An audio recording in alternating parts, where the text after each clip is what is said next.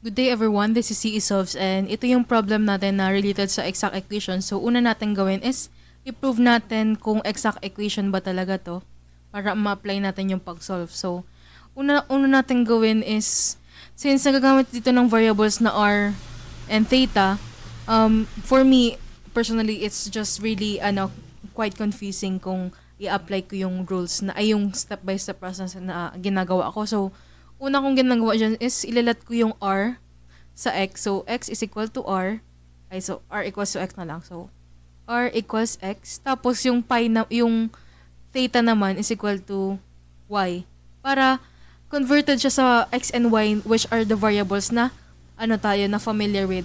So, r is x. So, x plus sine y minus cosine y dx plus x sine y plus cosine y dy is equal to 0. So ngayon, pwede na natin ma-identify yung proceed tayo sa normal solution. So, identify natin yung m, which is ito, nakatabi ng dx, at yung n, which is ito, nakatabi ng dy. So, una natin gawin is differentiate natin yung m in terms of y. So, d over dy, x plus sine y minus cosine y. So, integrate natin siya since x here is a constant and kasi nag-differentiate tayo in terms of y, so x is a constant. So, differentiation ng constant is always a 0. So, move on tayo sa sine y. So, differentiation ng sine y is cosine y. Copy natin tong negative. Differentiation ng cosine y is negative sine y. So, positive sine y. Magiging siyang positive kasi negative times negative is positive. So, proceed tayo sa dn over dx, meaning differentiate natin yung n in terms of x. So, copy natin yung n, which is distribute natin to. So, note natin dito sa gilid na n would be equal to x sine y plus x cosine y. Kasi kapag dinistribute yung x papunta dito. So, x sine y plus x cosine y. Tama. So, copy natin siya maging x sine y. Sine y plus x cosine y.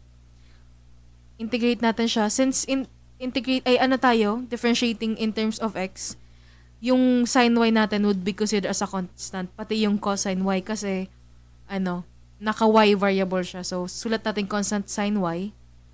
Integration ng x is just 1. So, ganyan lang. 1 lang naman siya. So, sine y lang naman. So, plus cosine y, copy natin. Tapos, yung times 1. So, cosine y lang naman. No need na isulat na. So, para ma-identify natin kung exact equations ba siya, dapat dm over dy is equal to dn over dx. So, check natin kung parehas nga ba. Cosine y, sine y. So, yan. Parehas equal sila. So, magiging exact talaga yung equation na given sa atin.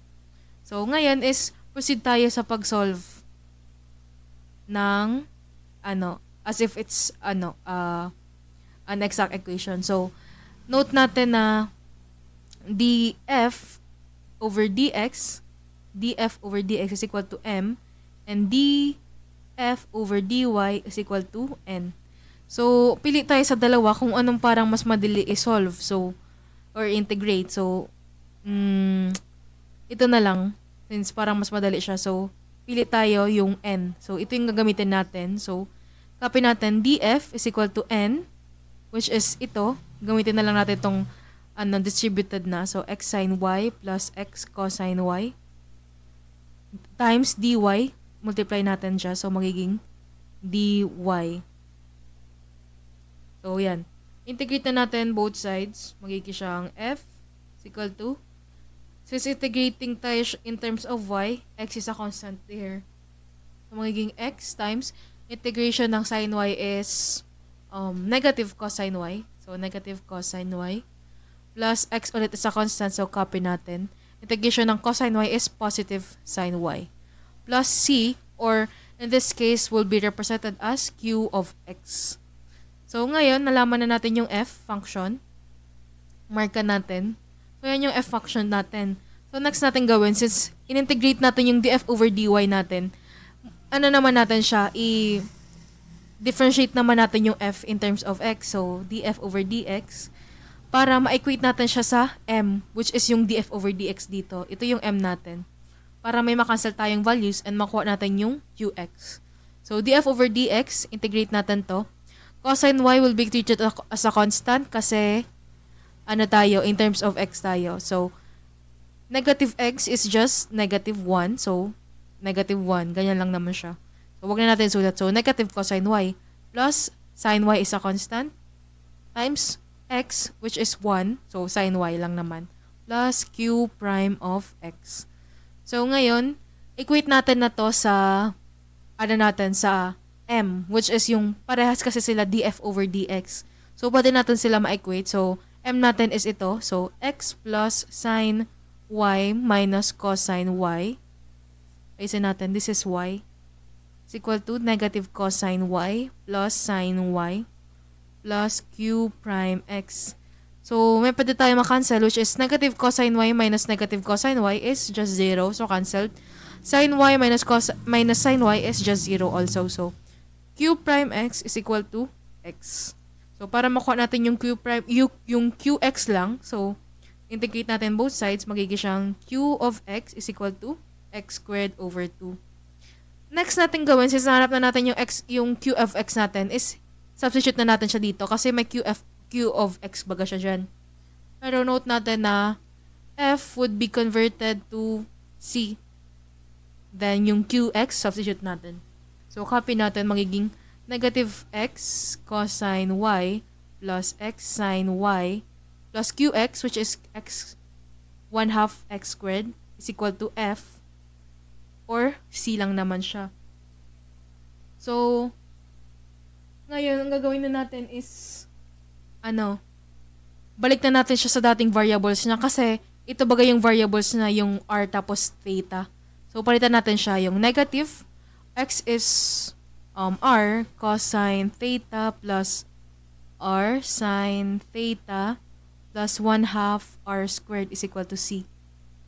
So, gawin natin is multiply natin both sides by 2 para matanggal to. So, magiging negative 2r cosine theta plus negative 2, plus 2, sine theta plus r squared is equal to c. So, ngayon is mapapansin natin na, wait lang, di ko nasulat yung magiging itong 2r sine theta. So, mapapansin natin na may common sa kanila dito sa dalawa, which is yung 2r. So, labas natin yung 2r, magiging siyang, unahin na natin to, magiging sine theta. Since minus cosine theta plus r squared is equal to c. So, yan na yung final answer natin.